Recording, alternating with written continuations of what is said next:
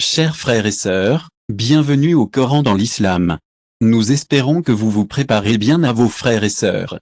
Nous voyons tellement de signes de la fin des temps se réaliser.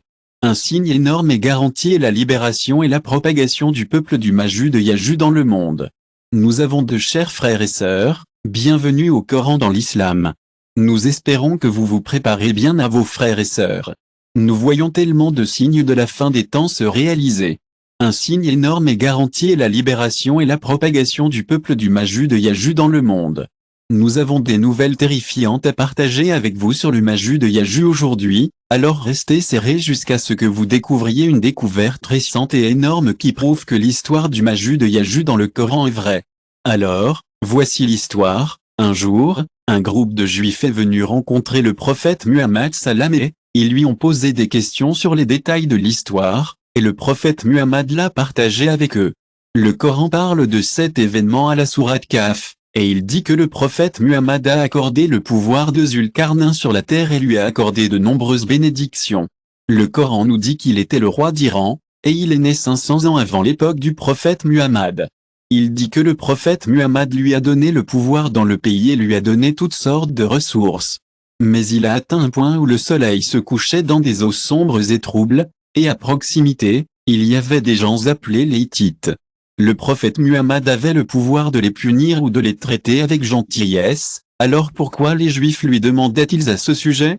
Il n'était qu'un souverain quand il a attaqué Babylone et un seul jusqu'à les limites même où le soleil se couche, il l'a vu se placer dans des eaux sombres et troubles, et à proximité, les habitants de Mathura.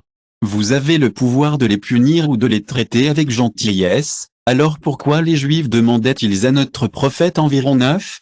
Il n'était qu'un souverain lorsqu'il a attaqué Babylone et a remporté à lui seul tout le sultanat. Les Juifs étaient des esclaves, il les a libérés et leur a donné des droits égaux. C'est pourquoi, jusqu'à aujourd'hui, les Juifs et les rabbins connaissent Hazrat Salam en bon, mais leurs livres n'ont pas beaucoup parlé de lui.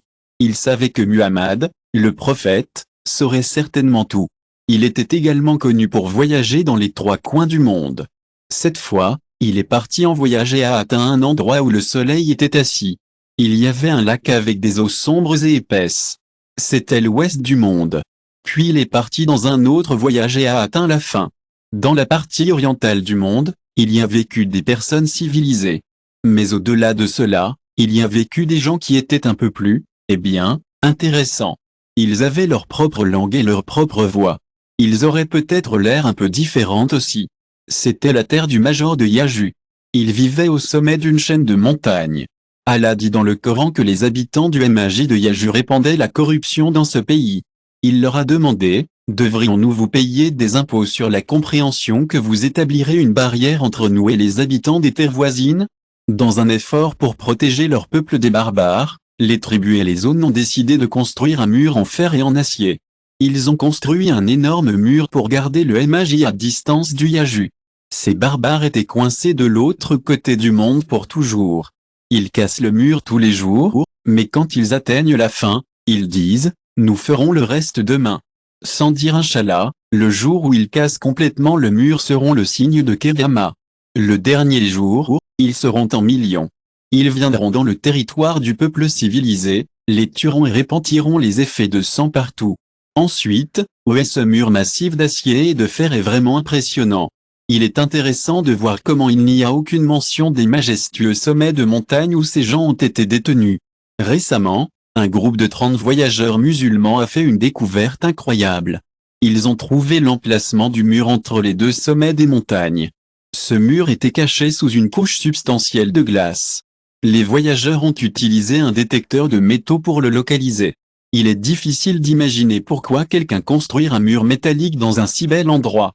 Beaucoup de personnes de ce groupe de recherche ont rencontré des difficultés dans leur voyage, et le paysage, avec ses murs couverts de glace et ses terrains stériles, semble être un témoin silencieux de leur lutte. Le reste des zones de montagne, bien que sèches et accidentées, offre un aperçu de la résilience de la nature. C'est comme si le mur métallique qui les entoure a gardé le calme de Yaju Maju. Un rappel que même face aux défis, il y a toujours de l'espoir pour une existence paisible et harmonieuse. Alors que tout ce que nous avons considéré comme des signes de la fin des temps se réalise, Ce n'est qu'une question de temps avant que ces agents ne permettent le mur et ne se libèrent. Nous pouvons espérer qu'Allah nous guidera vers la bonne voie et nous accordera la force de faire de bonnes actions dans ce monde. Et n'oubliez pas de vous abonner à la chaîne et de frapper l'icône belle pour ne pas manquer une mise à jour la prochaine fois.